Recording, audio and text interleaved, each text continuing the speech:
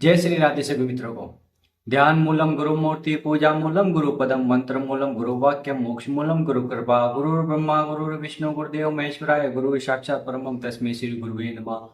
सदगुरुदेव भगवान के श्री चरणों का ध्यान करते वीडियो को आगे बढ़ाते हैं।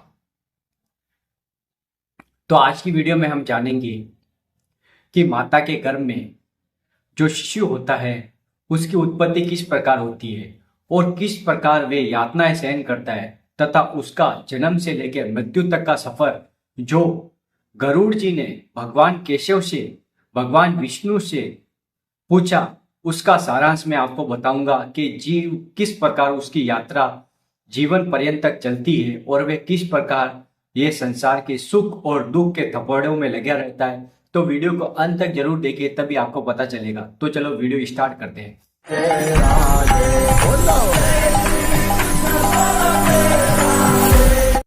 तो एक दिन गरुड़ भगवान ने पूछा, हे केशव, ये जो शिशु है जो माता के गर्भ में जाता है और उसकी उत्पत्ति होती है तो वो किस प्रकार यात्रा अपने जो जीवन की यात्रा उससे शुरुआत करता है और उसका अंत कैसे होता है।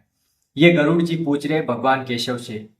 तो भगवान केशव बताते हैं कि जो जीव होता है वो माता के गर्भ में पहले दिन में जब स्त्री और पुरुष का संयोग होता है तब जीव की उत्पत्ति होती है।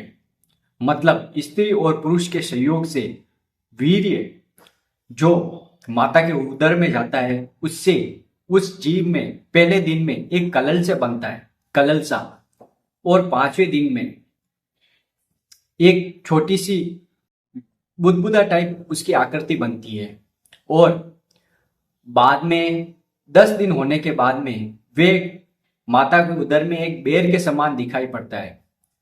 1 महीने में उसके जो शिशु होता है अंदर गर्भ के अंदर वो कुंडलाकार आकृति में आ जाता है। मतलब कुंडलाकार आकृति उसकी बन जाती है। अब दूसरे माह में उसके जो हाथ पैर की आकृति है वो आने लगती है। अब वो तीसरे और चौथे महीने में उसके मांस और मांसपेशियां और जो दूसरे अंग होते हैं वो धीरे धीरे आने लग जाते हैं।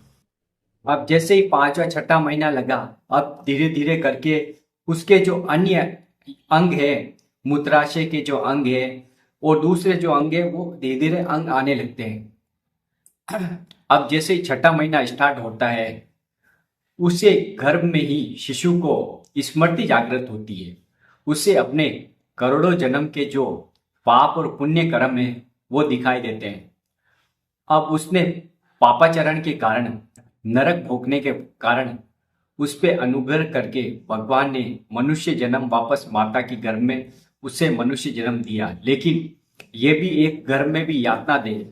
अब 6ठे महीने में उसमें वो जो माता के गर्भ में शिशु है वे विष्ठा मलमूत्र में पड़ा रहता है और कुंडलाकार आकृति में गर्दन और सिर कुंडलाकार आकृति में पड़ा रहता है। अब उसको जीव काटते हैं क्योंकि वे घूम फिर तो नहीं सकता हमारे जैसे, उसे एक ही जगह मलमूत्र के द्वार में पड़ा रहना है।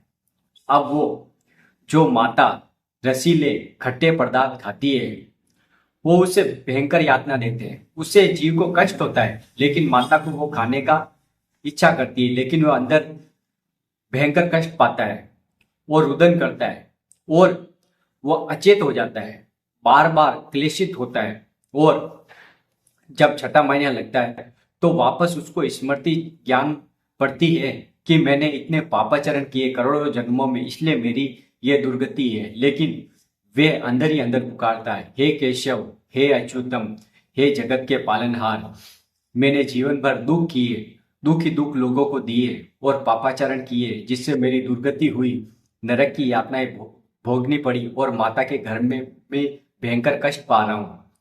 अब मैं माता के गर्भ से बाहर नहीं आना चाहता क्योंकि अभी मेरे को आपकी स्मृति है, इसलिए मुझे ज्ञान है और जैसे ही मैं बाहर निकलूंगा मेरी स्मृति हट जाएगी और मैं वापस पापाचरण करने लग जाऊंगा और वापस मुझे नरक की यातनाएं भुगतनी पड़ेगी। तब वे अंदर भगवान को पुकारता है और उनसे प्रार्थना करता है कि हे हरि, मुझे आपका स्मरण प्रदान करें और मुझे यहाँ से बाहर निकालिए तो मैं आपका भजन ही करूंगा। लेकिन जैसे ही प्रसूति वायु उस बच्चे को नीचे की ओर धकेलती है, छठे महीने के बाद में जब माता का गर्भ होने वाला था, प्रसूति जोर से वायु उसे नीचे की तरफ धकेलती है, सिर की आकृति से वह बाहर आता है। अब जैसे ही प्रसूति वायु गई, अब वो भयंकर पीड़ा के साथ बाहर आता है। बाहर आते ही उसकी ज्ञान नष्ट हो गया, स्मृति लुप्त हो गई, क्योंकि उसने भयंकर कष्ट पाया था। अब स्मृति लुप्त हो गई। अब मायापति की माया वापस उसे भ्रमजाल में अब वह रुदन करने लगता है और परिवार के साथ में वापस वो उसका संसार चक्र चालू हो जाता है, जन्म मरण का। अब जैसे बचपन में उसकी आयु खिलौनों में व्यतीत हो जाती है, वो खेलता है, करता है, सब कुछ करता है, खिलौनों में स्कूल जाता है वगैरह सब कार्य करता है, तो बचपन चला गया। जैसे युवावस्था आई, वह भयंकर जो भोग विलास है उसमें पड़ गया। भोगों में अपने इंद्रियों को संयम में नहीं रख सका और जिस प्रकार एक विषय पुरुष भोगों में लिप्त रहता है, वैसे ही वह वासनाओं में लिप्त हो गया। अब जैसे जैसे आगे उसकी आयु बढ़ती रहती है, गृहस्थ जीवन उसका अपने बच्चों का पेट भरण पोषण में चला गया। अब वापस उसकी वृद्धावस्था आ गई। अब वृद्धावस्था में उसने जीवन भर तो भजन नहीं किया, क्योंकि माया के कारण वह अंधकार में डूबा रहा। ज्ञान उसको हुआ ही नहीं कि मुझे भगवान का भजन करना है। अब वे वृद्धावस्था में वापस उसी अवस्था में पहुंच गया। अब वापस उसकी स्मृति फंसती है और वह वापस भयंकर कष्ट पाता है, क्योंकि बुढ़ापे में तो आपको पता ही है किस प्रकार कष्ट होता है। उसके बचपन की हालत वापस बुढ़ापे में हो जाती है। वे मलमूत्र भी अपने कपड़ों में ही कर देता है और परिवार वालों को भी बहुत कष्ट होता है, क्योंकि एक बच्चे की भांति उसका व्यवहार हो जाता है, बोलना कम हो जाता है, आंखों से दिखना कम हो जाता है और वापस वे स्मृति उसकी फंसती है माया के कारण। और वे वापस पुत्र मोह के कारण, पत्नी मोह के कारण और परिवार के मोह के कारण वापस उसकी दुर्गति होती है और वापस वो नरक की यातनाएं भोगता है।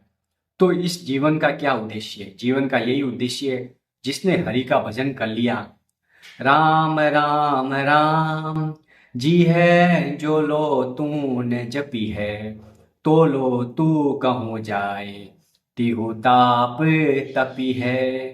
हे मनुष्य, तुलसी राम जी कह रहे, हे मनुष्य, तू तीनों तापों से जलता ही रहेगा। अगर तू भगवान श्री हरि का भजन नहीं करेगा, तुझे कल्प वृक्ष के नीचे भी तुझे हमेशा छांव नहीं नजर आएगी।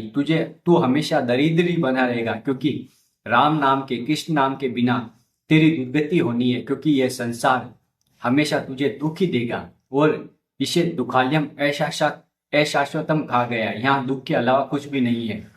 तो इस वीडियो में मैं आपको यही बताना चाहता हूँ कि हरि का स्मरण ही हमारा परम उद्देश्य है, उसी से हमारा जीवन का कल्याण हो सकता है।